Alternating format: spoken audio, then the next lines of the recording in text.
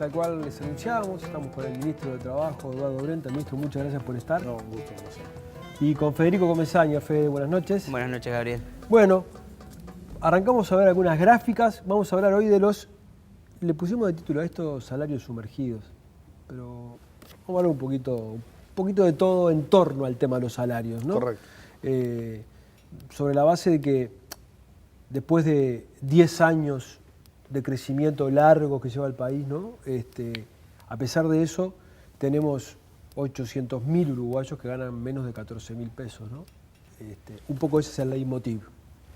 Fede, todo tuyo. Si vemos la primera gráfica que preparamos para hoy, tenemos que el poder de compra de los uruguayos en estos últimos 10 años de crecimiento atípico de la economía uruguaya, de fuerte creación de puestos de trabajo, pudo recuperar los niveles no solo anteriores de la crisis de 2002, sino también los más altos desde 1976. Es decir, los trabajadores uruguayos hoy pueden adquirir más bienes y servicios de los que podían hacerlo en los últimos 35 años.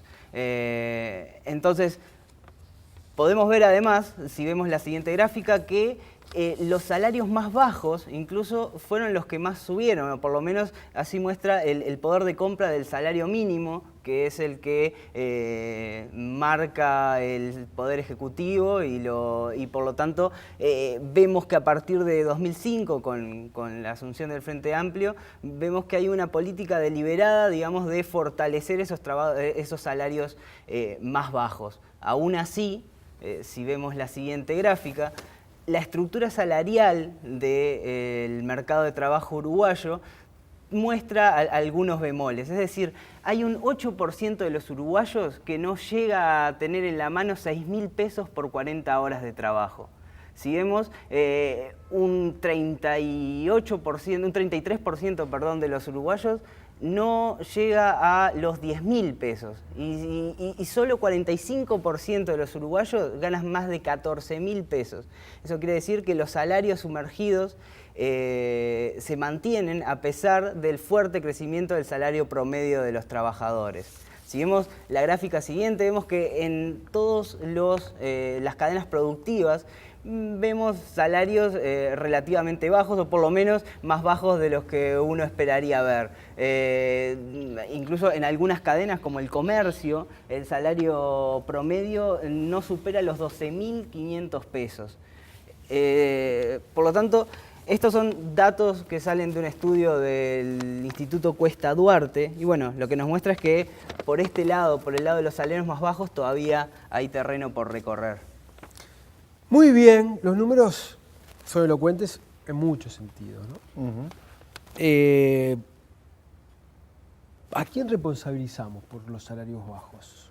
Bueno, a ver, primero veamos de dónde arrancamos, ¿no? Hemos tenido un proceso de crecimiento de la actividad económica muy importante a lo largo de del entorno de los 8 o 9 años, digamos, y un crecimiento muy significativo del salario real de los trabajadores, del orden del 40%. ¿Se vio eso? Se vio claramente. Si uno no compara procesos de crecimiento de países de la región, por ejemplo, Perú, 9% de crecimiento del PIB, no ve esta evolución del crecimiento de los salarios y del crecimiento del empleo formal, que es otro aspecto muy importante, ¿no? Muy importante porque el salario en realidad, si no va acompañado de la formalidad, el trabajador puede tener una retribución determinada, pero no tiene cobertura de seguridad social, no tiene esa cobertura de salud, no tiene seguro de paro, no tiene seguro de enfermedad.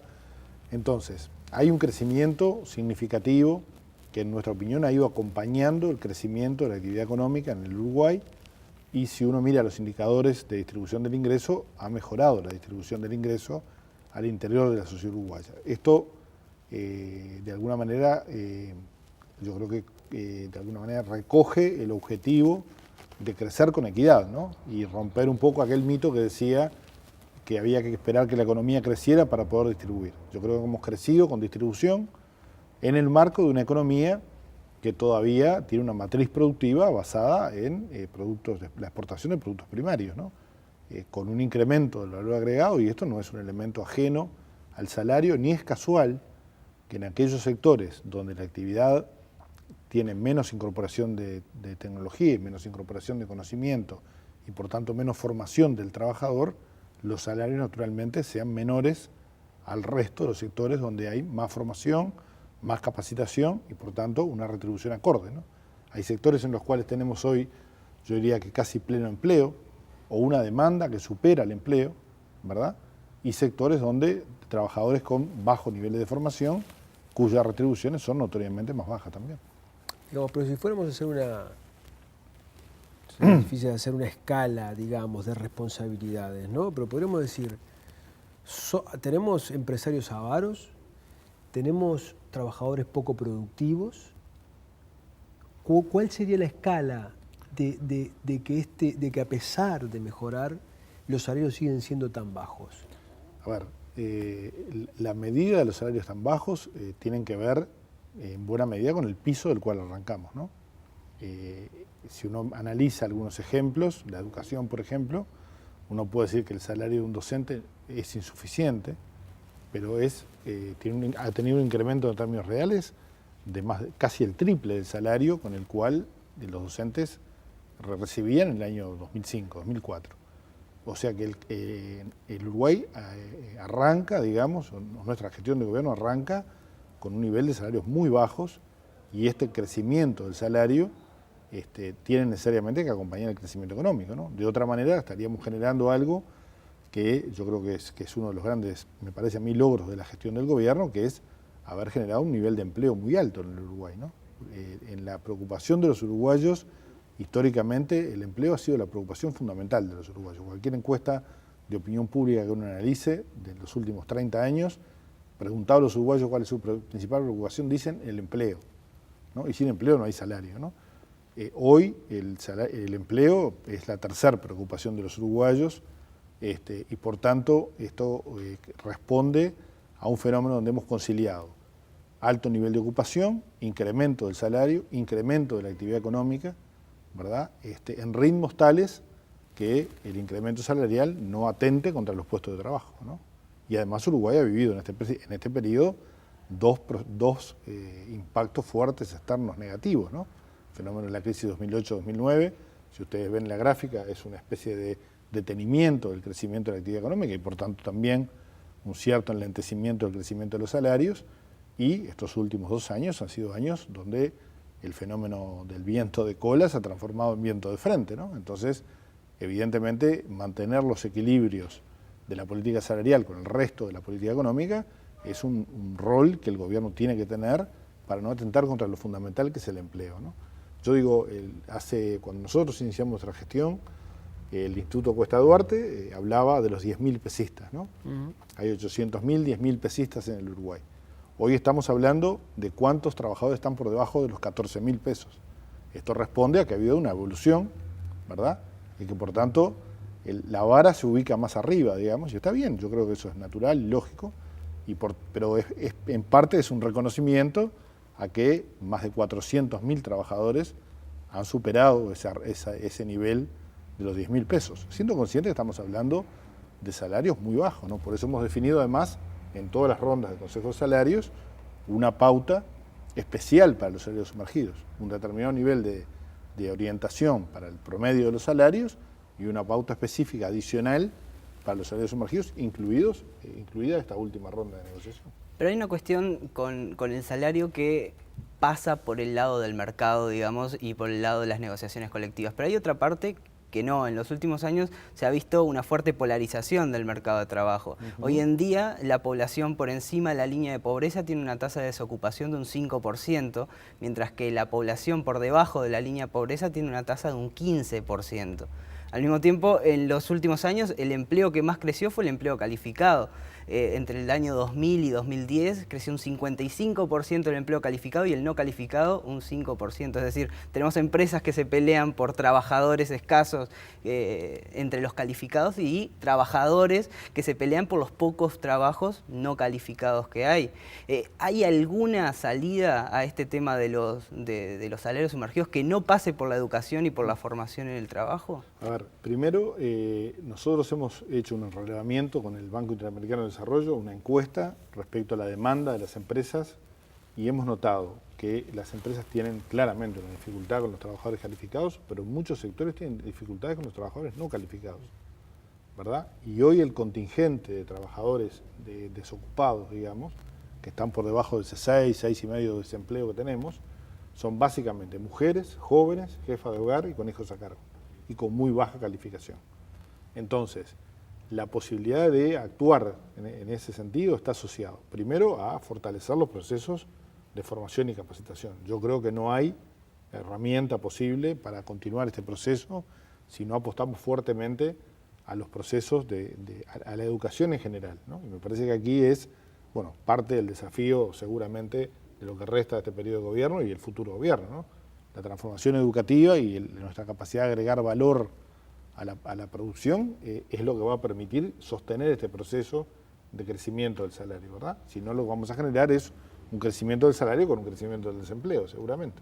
Entonces, yo diría que estamos llegando, en mi opinión, a determinados niveles de salario que en algunas áreas implican la necesidad de acompasarlo con transformaciones productivas, ¿verdad?, que permitan agregar valor a la producción y, por tanto, mejorar las condiciones salariales. Y cuando hablamos de mejoras productivas, yo incluyo la formación y la capacitación de los trabajadores como parte de la mejora de la productividad de nuestra empresa. No hay que tener temor a la palabra productividad. La economía uruguaya tiene que mejorar sus niveles de productividad para poder acompasar y seguir avanzando en materia de ingreso de los trabajadores y, por tanto, de mejora del bienestar del conjunto de la población. Cada vez que se habla de productividad, desde el PIT-CNT particularmente, se enreda el debate, digamos, ¿no? Ellos plantean la complejidad y que es muy difícil de medir en un área que en otra, que no es lo mismo en un sector que en otro. Digamos, siempre se busca la manera de que la productividad quede en el terreno del debate. Sí. Son pocas las empresas donde realmente se termina midiendo la productividad. Sí. Y siempre queda ahí. Sí, yo diría que la dificultad no es solo del PIT-CNT, también es de los empresarios, ¿eh? No resulta fácil. Nosotros tenemos un esquema de negociación por rama. Está bien, capaz que soy injusto en plantearlo. No, digo que... Está bien, tiene razón. Pero por razones quizá diferentes. Está bien, tiene razón. Pero digo, tenemos una negociación por rama de actividad con sectores con heterogeneidad importante, ¿no?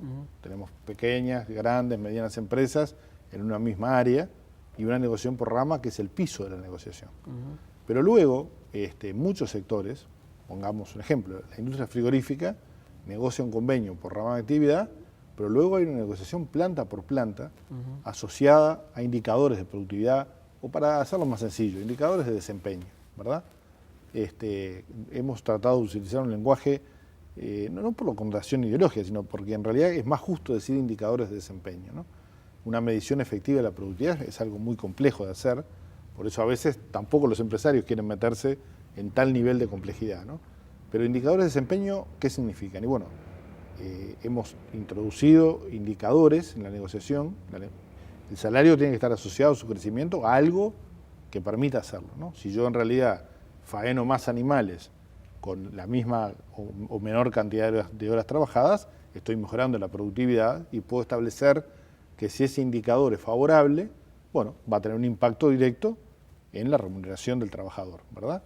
Entonces, yo creo que la introducción de indicadores es una mejora cualitativa de la negociación colectiva, en la medida en que, como todos sabemos, antes la negociación, el periodo anterior fundamentalmente, se puso como norte la recuperación de la pérdida del periodo de Jorge Valle y se fue estableciendo un cronograma de incrementos, pero no fue posible introducir indicadores de estas características. Hoy muchos convenios tienen indicadores de desempeño, estos son los tradicionales, ¿no? Ahora estamos trabajando en un convenio que ya está para firmarse, el transporte de leche, por ejemplo, se está evaluando un indicador de desempeño que en general está relacionado con la cantidad de litros remitidos a planta asociados a la cantidad de horas trabajadas, por ejemplo. Si mejora ese indicador, bueno, mejora el salario del trabajador, ¿no?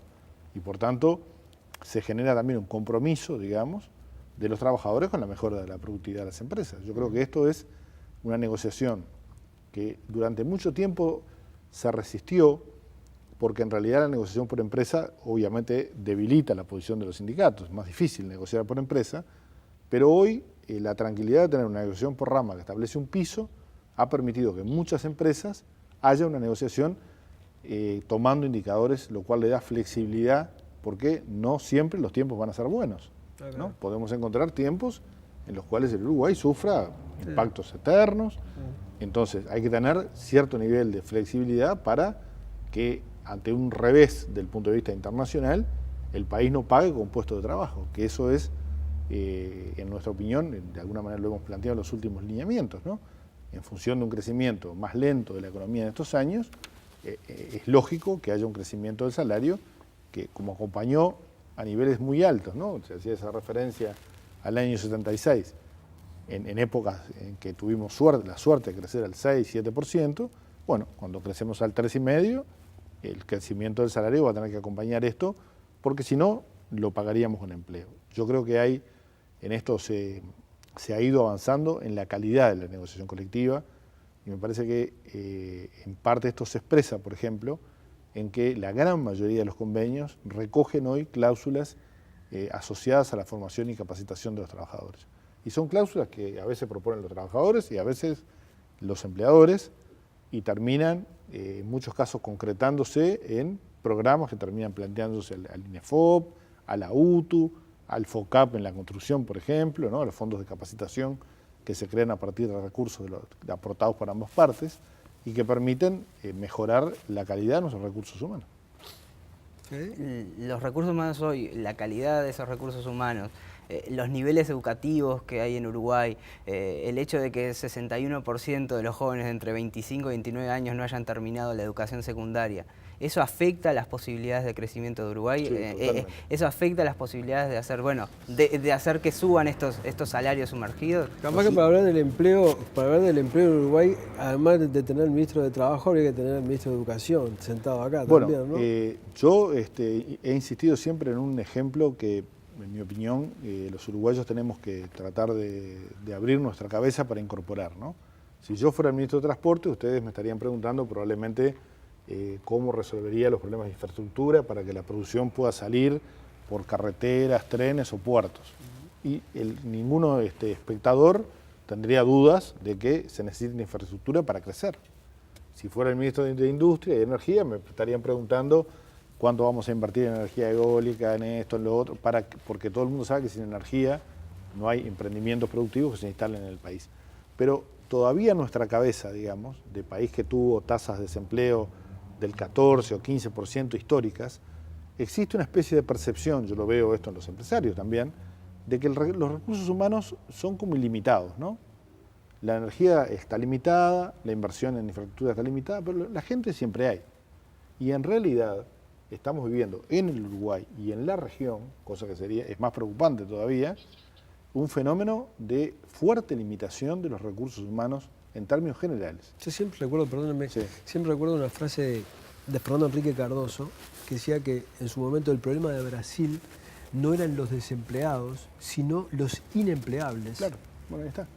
En realidad, esta población a la que hacemos referencia, desempleada, tiene una buena dosis de inempleabilidad asociada a la capacitación y a otro tema que yo creo que también es un desafío de aquí en adelante, y hoy hemos dado un paso importante, que es la aprobación de la ley de licencias por maternidad, que es lo que tiene que ver con los temas de cuidados, ¿no? El Uruguay tiene su último bastión en materia de recursos humanos, son 200.000 mujeres que son inactivas, o sea, no están en el mercado de trabajo, pero básicamente porque tienen asignado en la sociedad uruguaya trabajar en su casa sin remuneración, cuidando a los hijos, a los padres o a las personas con discapacidad.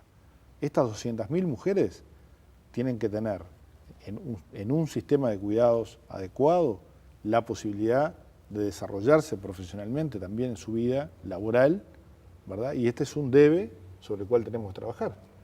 Uruguay no va a crecer demográficamente, no va a tener una explosión del punto de vista demográfico, somos una sociedad que desde el punto de vista demográfico tenemos la estructura de un país desarrollado, ¿no? Una sociedad envejecida, no vamos a tener un flujo migratorio tampoco significativo, hoy empiezan a aparecer en algunas áreas trabajadoras peruanas, trabajadores peruanos en la pesca, en el servicio doméstico, pero es un flujo muy modesto, ¿no? y no va a haber un flujo de los países de la región porque Argentina y Brasil tienen este mismo problema. Entonces, tenemos dos recursos, creo yo. Uno, recuperar la emigración uruguaya en el exterior, ¿verdad? Que es un recurso humano en muchos casos muy calificado.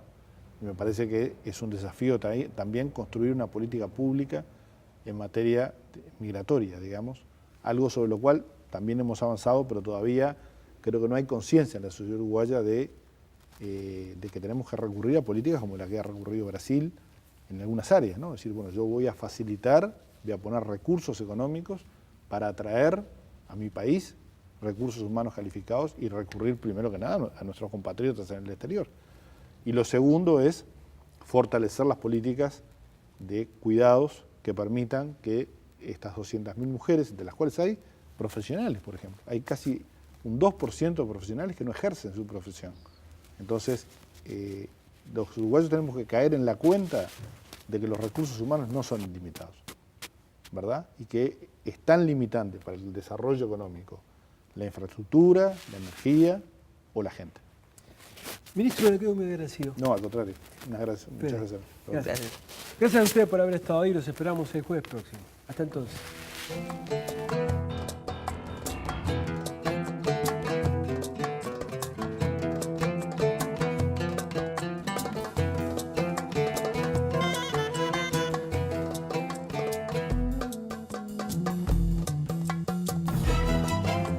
Presentó Antel. Avanzamos juntos.